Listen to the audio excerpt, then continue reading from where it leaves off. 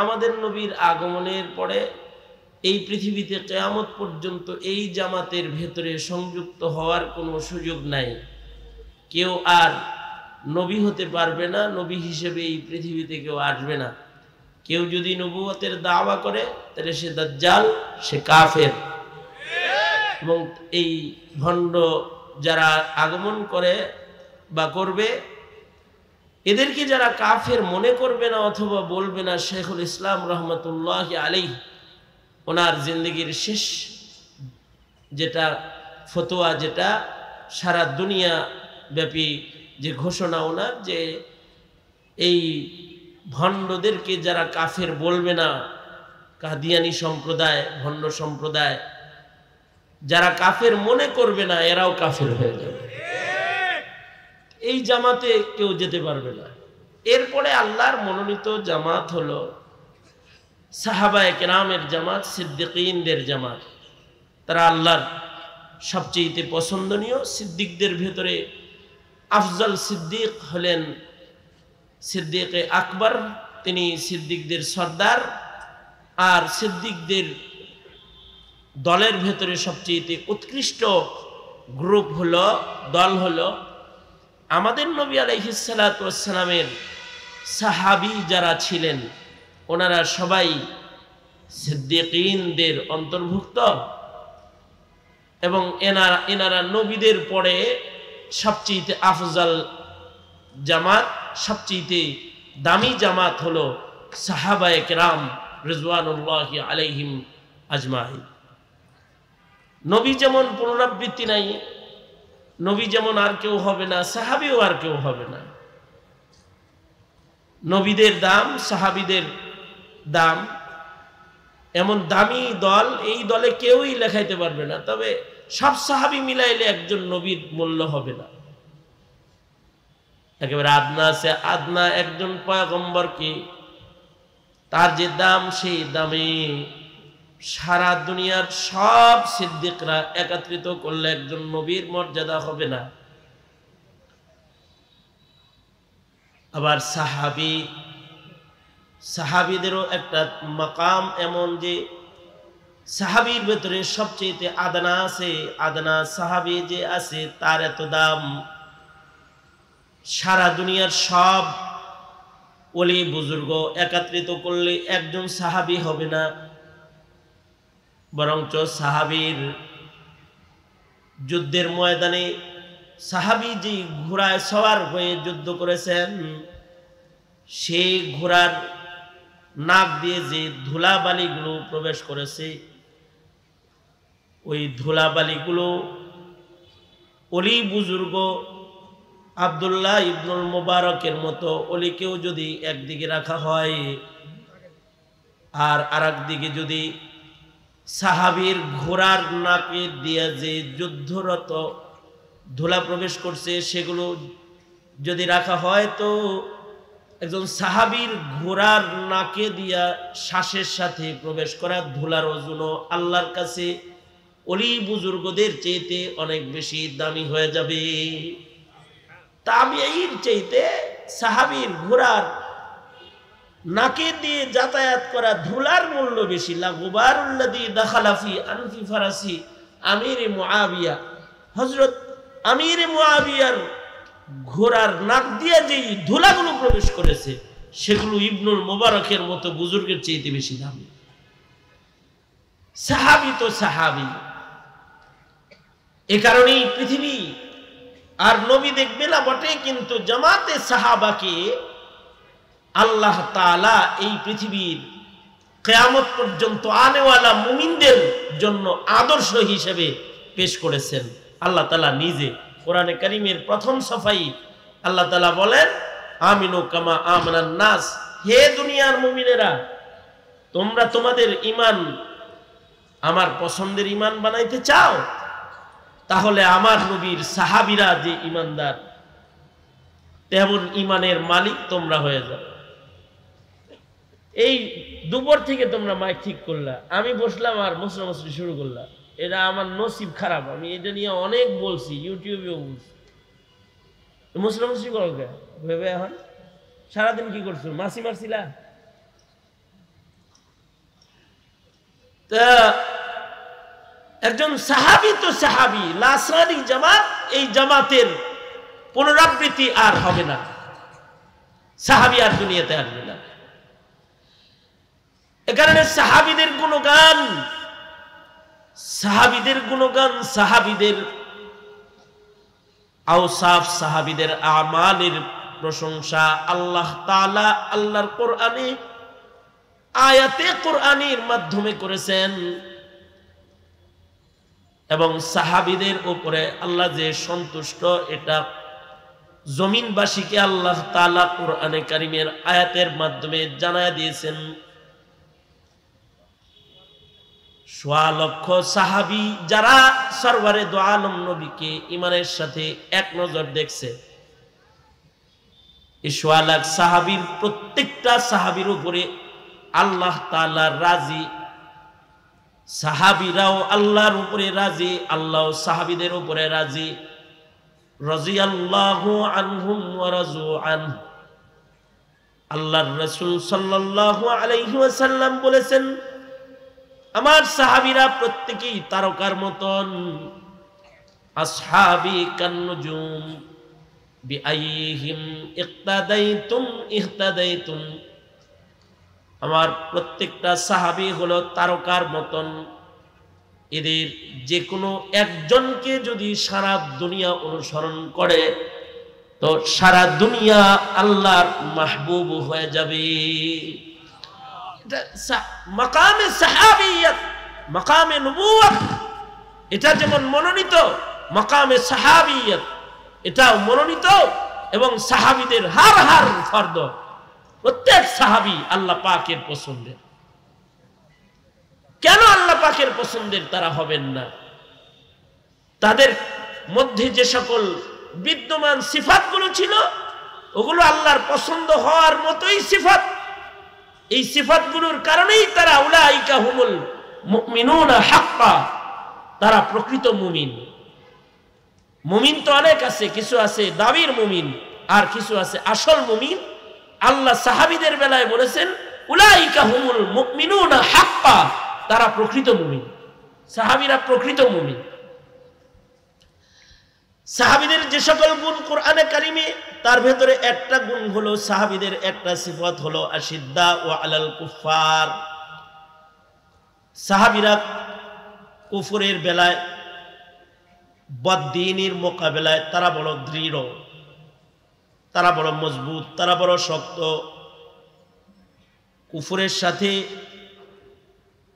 বদ্দীনের সাথে তাদের কোনো আপোষ নাই, তাদের কোনো নরমি নাই। এই জায়গায় তারা কখনো নরম হন নাই। কুফরের বেলায় তারা শক্ত, এটা সাহাবীদের একটা সিফত।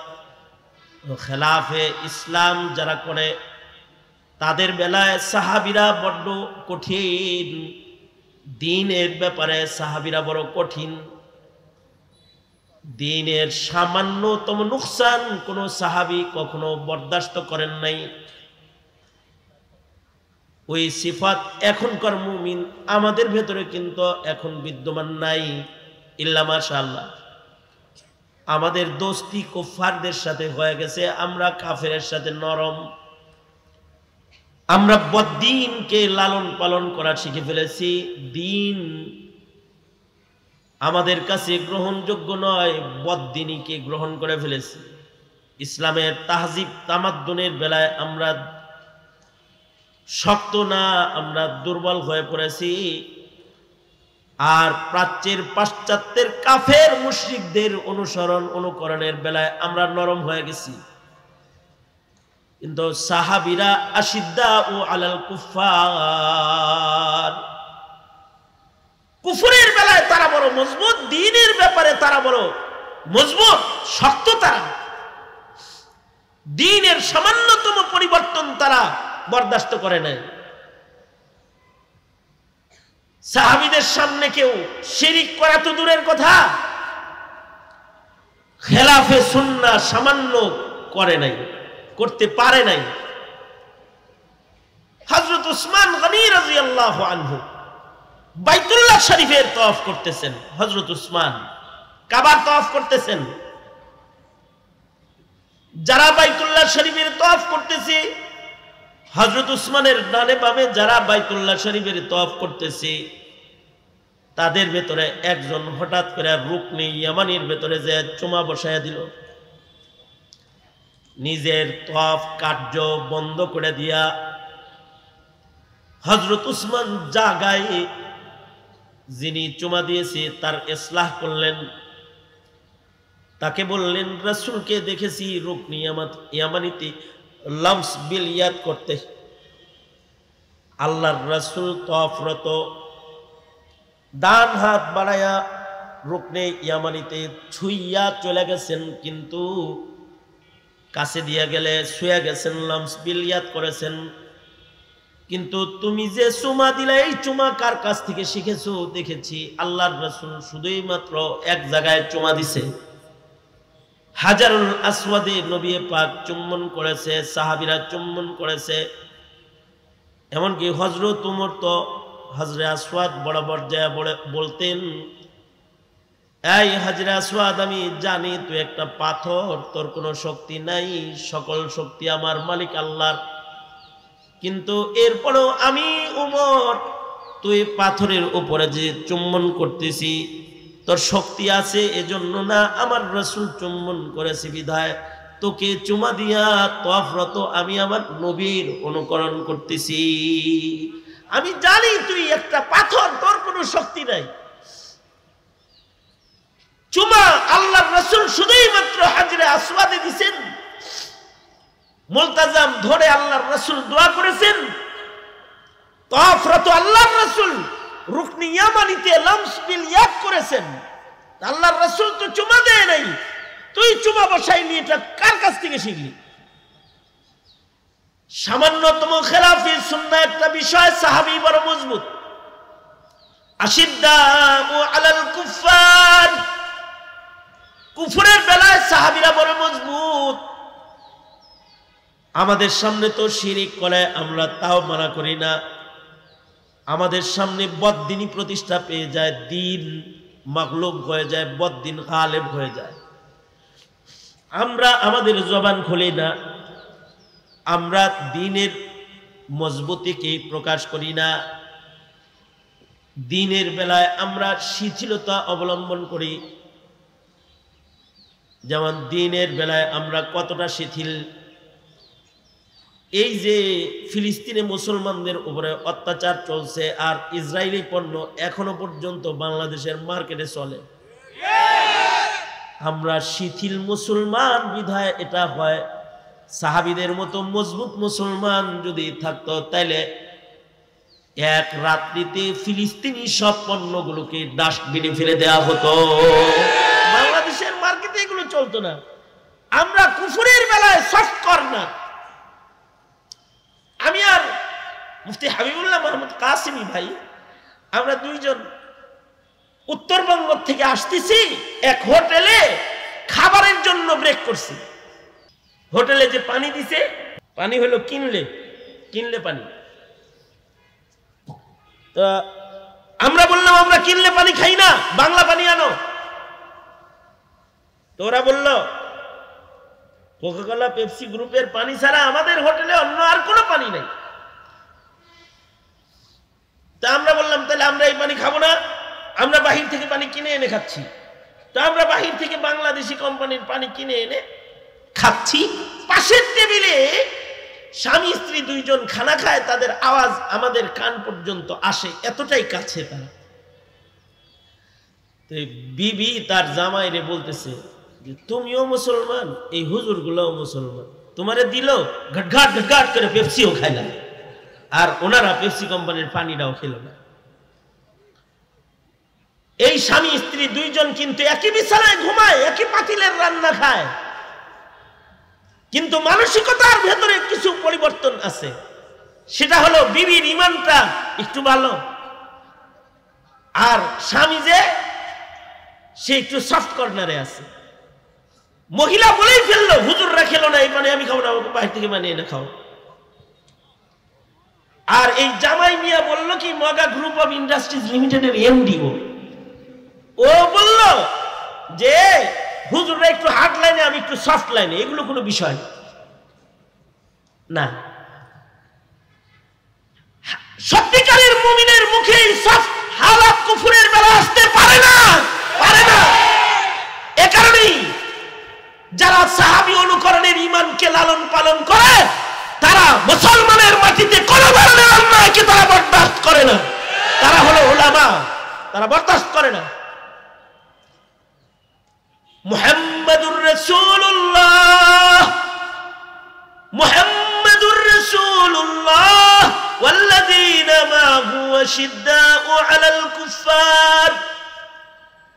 সাহাবীদের সিফাত, সাহাবীদের ঈমানের একটা রং হলো দিনের বেলায় তারা মজবুত, কুফরের বেলায় তারা বড় শক্ত। আমরা শিথিলতা দেখাই কুফরের সাথে, অবশ্য আমরা হার্ড লাইনে চলে যাই দিনদারের সাথে। ইমামের সাথে হার্ড লাইনে আছে, মুয়াজ্জিনের সাথে হার্ড লাইনে আছে, মৌলবীর সাথে হার্ড লাইনে আছে, আর শয়তানের সাথে সফট কর্নারে আছে। দুষ্ট লোকের সাথে সফট কর্নারে আছে, আর নেককারের সাথে হার্ড লাইনে আছে। সম্পূর্ণ সাহাবী ঈমানের খেলাফ।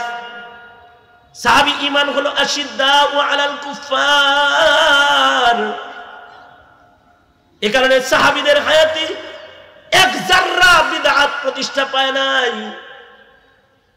আমাদের চোখের সামনে শিরক প্রতিষ্ঠা পেয়েছে, কিন্তু সাহাবীদের সামনে এক যাররা বিদআত প্রকাশ পায় নাই, প্রতিষ্ঠা পায় নাই। আব্দুল্লাহ ইবনে মাসউদ রাদিয়াল্লাহু আনহু মসজিদের নববীতে প্রবেশ করেছেন ইশরাকের নামাজ পড়তে। সকালবেলায় মসজিদে ঢুকে দেখে যে মসজিদের ভিতরে একদল জামাতের সাথে ইশরাকের নামাজ পড়বার লাগছে।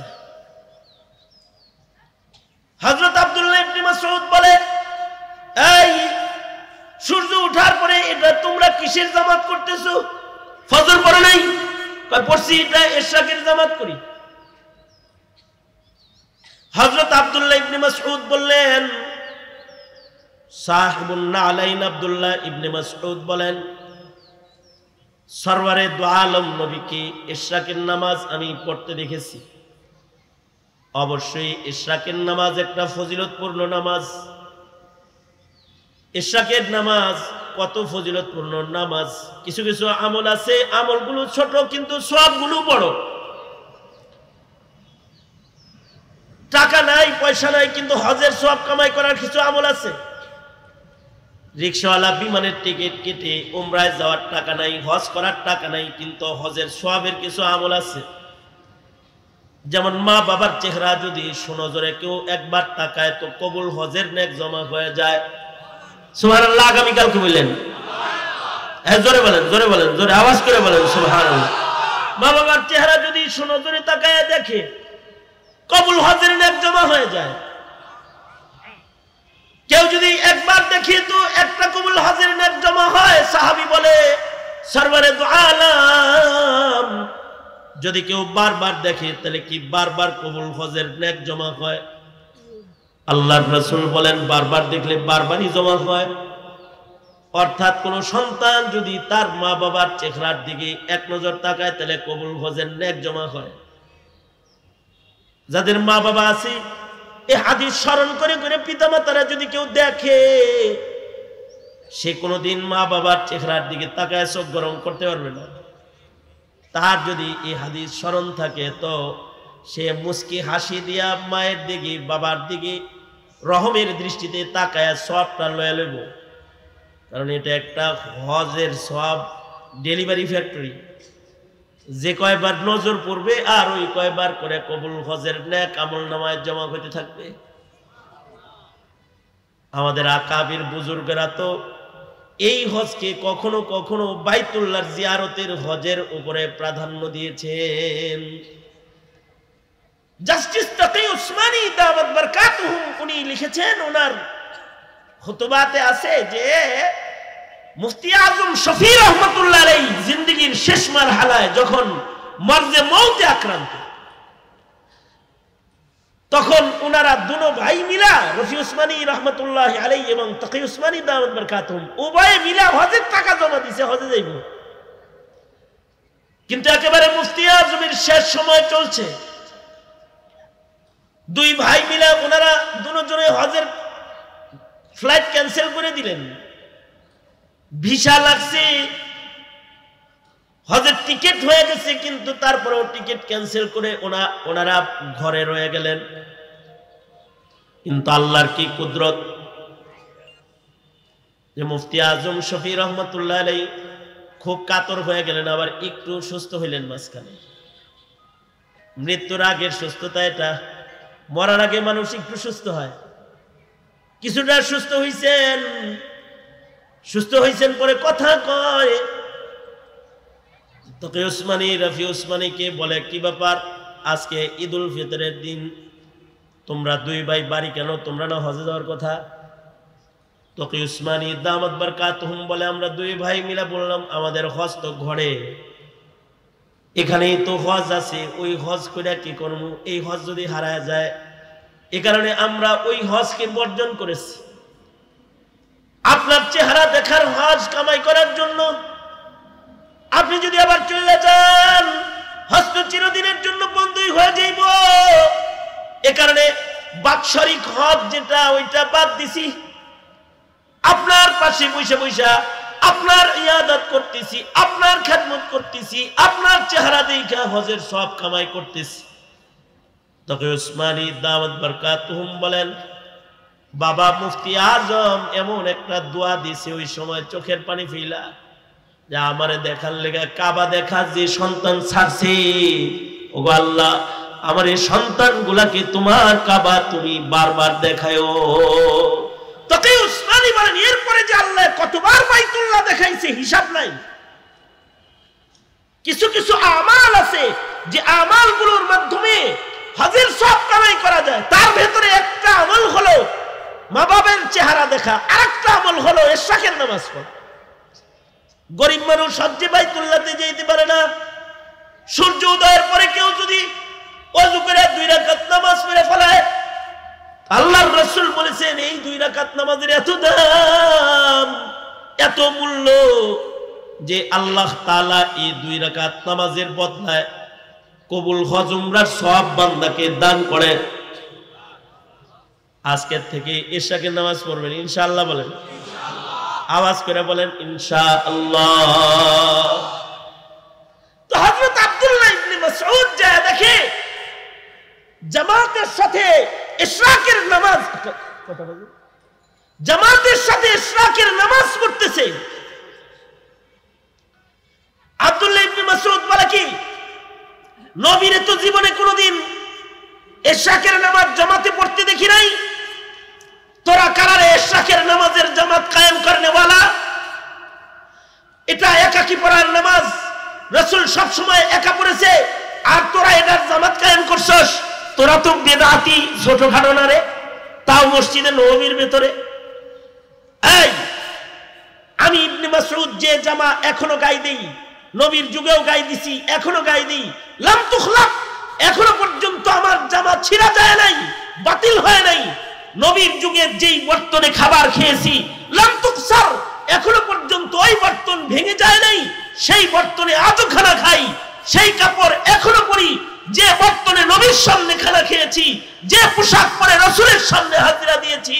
আর আমি জিন্দা থাকতে নবীর আমলের রং চেঞ্জ করে সুন্নতের রং থেকে বিদআতের রং লাগাবি, পাথর মেরে মদিনা থেকে বাইর করে দিব। আশিদ্দাউ আলাল কুফার, দ্বীনের বেলায় তারা বড় মজবুত, তারা বড় শক্তিশালী। রুহামাউ বাইনাহুম, আপসে তারা শির ও শক্কর, চিনি আর দুধের মতো মিলা যায়। একজন আরেকজনের জন্য জান কোরবান, একজনের জন্য একজন জীবন দিতে রাজি, আপসে একে অপরের জন্য জীবন দিতে রাজি। এক উসমানের জন্য বায়াতে রিদওয়ান হয়ে গেছে। রুহামাউ বাইনাহুম, খবর ছড়ায় দিয়েছে শয়তানে যে ওসমান কিন্তু মুশরিকদের হাতে শহীদ হয়ে গেছি। তো সাহাবীরা রুহামা ও বাইনাহুম, আল্লাহ তাদের এই হামদর্দি, একে অপরের মুহাব্বত ভালোবাসা পছন্দ করে আলাইছে। রাসূল আরবি নিজে হাত পেতেছি, উসমানের রক্তের বদলা নিব, কে আসো আমার কাছে বাইআত হবে। সবাই মিলা সাহাবীরা সকলে আল্লাহর নবীর হাতে হাত রেখে ফেলেছে। একজন ওসমানের জন্য, একজন ওসমান না, এই ওসমান তো বড় দামি ওসমান। এ ওসমান হলো ইসলামের ইতিহাসের শ্রেষ্ঠ ওসমান, যাকে আল্লাহর রাসূল 2 কন্যা দিয়েছেন বিবাহ বন্ধনে। আল্লাহর রাসূল যাকে বলেছেন রফিকি ফিল জান্নাহ, ওসমান আমার জান্নাতের সাথী। এ ওসমান বড় দামি ওসমান। এই ওসমান জাহিলিয়াতেও কবিরা গুনাহ করেন নাই এমন ওসমান, জাহিলিয়াতেও শরাব পান করেন নাই, জেনা ব্যভিচার করেন নাই সে ওসমান। এ ওসমান সে ওসমান যে ওসমান কখনো মানুষের উপরে জুলুম করে নাই, ইহসান করেছে। ইহসান কাফেরদের উপরেও এত ইহসান হযরত ওমর, হযরত ওসমান করেছেন যে কাফেররা হযরত ওসমানকে সম্মান করত। হযরত ওসমানের সম্মান বুঝাইতে গিয়ে আর হযরত ওমরের ভয় বুঝাইতে গিয়ে সিরাতের লেখক যারা তারা লিখেছেন, এই হিজরত যখন চলতেছে, আবু বকর তো আল্লাহর রাসূলের সাথে আন্ধারে হিজরত করে চলে গেছে, আর ওমর রে কাফেররা বয়াত করত যে তরবারি খুললা সোজা সবার সামনে হিজরত করে গেছে। আর বলছে কেউ যদি তার মায়ের বুক খালি করতে চাও তাহলে ওমর রে ঠেকাও, আমি নবীর কাছে যাইতাছি। কেউ যদি তার বিবির বিধবা করতে চাও, এই যে আমি উমর যাইতাছি, আয়া পড়ো, বাধা দাও পারলে। যদি নিজের বিবিকে বিধবা করতে চাও, আয়া পড়ো। গোটা আরবের কয় বন্ধু, আপনার হাতের উপরে খালি আপনার সাহাবীদের হাত না, আমিও আপনাদের সাথে ভালোবাসার বন্ধনে জড়িত। দেখেন তাকিয়ে, ইয়াদুল্লাহি ফাওকা আইদিহিম, আমি আল্লাহর হাত আপনার হাতের উপরে, যে সাহাবীদের হাত আছে তার উপরে আমি আল্লাহর হাত লাগানো আছে। এটা হলো রহমাউ বাইনাহুম, যে একে অপরের সাথে ভালোবাসার আধিক্যতা এত। কিন্তু কিসমত বদনসিবি আমাদের, যে আমাদের রহমাউ বাইনাহুম হারিয়ে গেছে। আমরা নিজেরা শক্ত হয়ে গেছি, আর কাফেরদের জন্য নরম হয়ে গেছি। রাজনীতি করতে গিয়ে স্বার্থের জন্য সরকারি দল আর বেসরকারি দল একে অপরের জন্য দাও আর কুমড়া হয়ে গেছে, দাও কুমড়া হয়ে গেছে। যে নিজের ভাইকে রাজনৈতিক স্বার্থের কারণে বলি দিতেও হাত কাঁপে না, গুলি করতেও উঙ্গুলি কাঁপে না, উঙ্গুলি কাঁপে না, রক্ত ঝরিয়ে লাশ বানায় দিতে ভেতরে দরদ উদয় হয় না। শুধু তাই নয়, আরে জাহেল জুহালাদের কথা কি বলবো, যারা নামাজ পড়ে না। ভাবতে অবাক লাগে, আমাদের নিজেদের ভেতরে আত্মিক বন্ধন এতটাই ছিন্ন হয়েছে, যখনই ডিসেম্বর মাস সামনে আসে আর ইজতেমার রক্তমাখা চিত্রটা সামনে ভেসে আসে, নামাজি হয়ে একদল আর একদলকে কুপায়া হত্যা করার জন্য যারা ময়দানে নেমে যায়, এই জাতি তো সেই জাতি। আমরা আমাদের মতো অত এরকম দুর্বল হালাত আগের যুগের মুমিনদের ভেতরে নবীর যুগে ছিল না। রুহামাউ বাইনাহুম, একে অপরের জন্য তারা শির সাক্কার। হ্যাঁ, সিয়াসি ইখতিলাফ তাদের ভেতরে ছিল, আমলি কোনো ইখতিলাফ ছিল না। হযরত উসমানের কাছে এসে একদল জিজ্ঞাসা করতেছে, এই যারা আপনার বিরোধিতা করে এদের পেছনে নামাজ পড়া যাবে? হযরত উসমান বলেন, বুখারী শরীফে আছে, হযরত উসমান বলেন হ্যাঁ পড়া যাবে, কারণ আমি জানি আমার সাথে ওদের সাথে সিয়াসি ইখতিলাফ, ওদের আকীদার ভেতরে কোনো গন্ডগোল নাই। অর্থাৎ আকীদায় যখন গন্ডগোল নাই, তখন একে অপরের দুশমন হওয়া যায় না, তার পিছনে নামাজও পড়া যায়, তার ইক্তেদাও করা যায়। এতটাই ছিল তাদের ভেতরে হামদর্দি, ভাষা। আর ইবাদতের হালত কেমন ছিল? ইবাদতের হালত ছিল হলো এমন, তারাহুম রুকআন সুজদান ইয়াবতাগুনা ফাদলাম মিনাল্লাহি ওয়া রিদওয়ানা সীমাহুম ফি ওয়ুজুহিহিম মিন আসারিস সুজুদ। তাদের চেহারার ভেতরে ছিল সিজদার দাগ, তাদের দেহের ভেতরে ইবাদতের দাগ। যখনই তাদের দিকে তাকাইবেন ইবাদতের হালতে রমরমা অবস্থায় তাদের পাইবেন। সাহাবায়ে কেরামের ইবাদতের ভেতরে কোনো তাবদিল নাই, অর্থাৎ সাহাবায়ে কেরামের ইবাদতের ভেতরে কোনো ভাটা নাই। আমাদের ইবাদতে ভাটা আছে, কিন্তু কোনো সাহাবীর ইবাদতে ভাটা নাই। সাহাবীর ইবাদতের ভেতরে ইমানের ভেতরে কোনো ভাটা নাই। এ কারণেই সাহাবী গুনাহ হওয়ার সাথে সাথে ইমানে জোয়ার আরো আসছে, যে তওবার লেগে পাগল হয়ে গেছে। কিন্তু আমাদের ইমানে, আমাদের আমলের ভেতরে ভাটা আছে। সাহাবীদের ইমানের ভেতরে ভাটা নাই।